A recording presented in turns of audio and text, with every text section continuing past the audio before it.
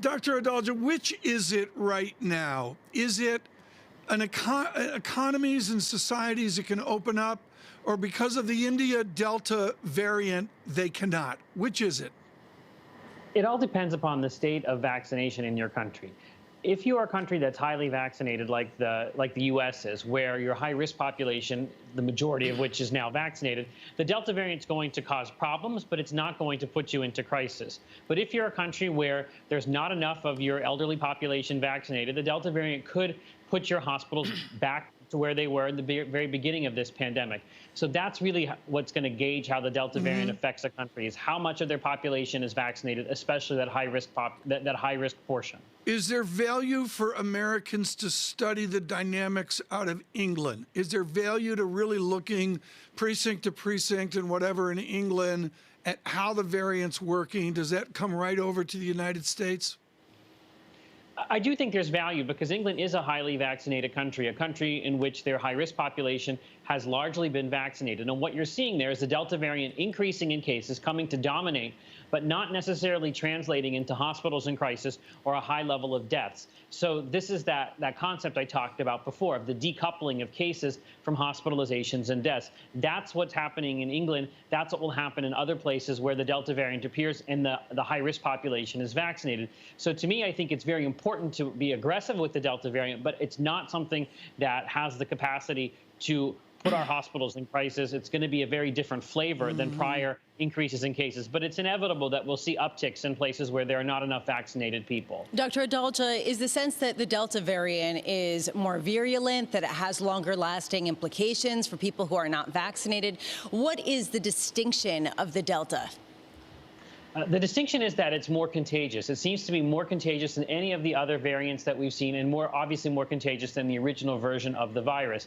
There is some mixed data on whether or not it's more or less deadly than the other versions of this virus, but that sometimes is something that doesn't pan out when you actually look at the data. But this is something that can take off in an unvaccinated population, and that's why where we have pockets of unvaccinated individuals, it's really important for them to get vaccinated, because the more we're vaccinated in this country, the less we have to worry about the Delta variant or really any other variant. This has been the message from health officials, business officials, and community leaders across the board. There is a question, though, of how we are recording who has gotten vaccinated and the ongoing honor system that the United States is following. Do you think the honor system is the way to go, or should there be a more formal process of tracking those who've been vaccinated and those who have not been?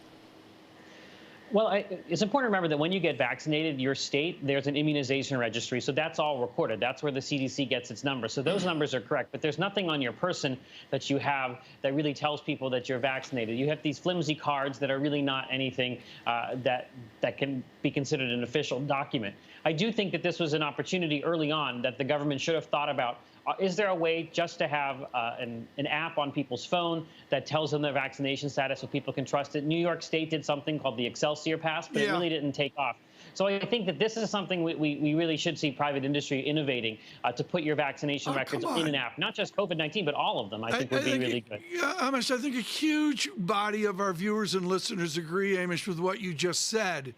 And to me, the 2-minute drill is who's going to drive this forward. Are you telling me American Airlines is going to set public policy for America? I do think it's probably going to come from the private sector, because the Biden administration has said that they don't want to do anything like this. You might see some states do it. The International Association of Travel Agents has been working on some apps. So I do think you're going to see one of those companies come out with an app where they can verify it, and then that kind of becomes the standard.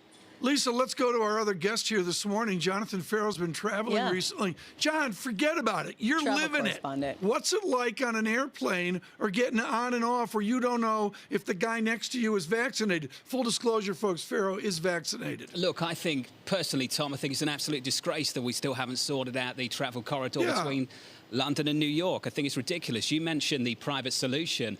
I'm sure the likes of American Airlines, United, Delta would love to sort something out like that from London to New York. The fact of the matter is we're still shut down. It was really interesting to see the president go with his delegation and a bunch of journalists over to London, over to Cornwall the other week, wasn't it? And then go over to Geneva. And then we had the theatre of the mask and the elbow bumps in the UK, and then over to Geneva without a mask and the handshakes. I've got to say, Doctor, for a lot of people, it's incredibly frustrating. And I don't want to get too personal about the matter right now, but I do want your opinion on why on earth we haven't addressed this travel situation. It's really mind-boggling. I think now with fully vaccinated individuals, they can go back to their pre-pandemic life. They should be able to travel freely without testing, without quarantine. That needs to be the standard. It's just that these countries are on different timescales, and a lot of them are reticent. Just look at Canada. They will not let Americans in that are fully vaccinated.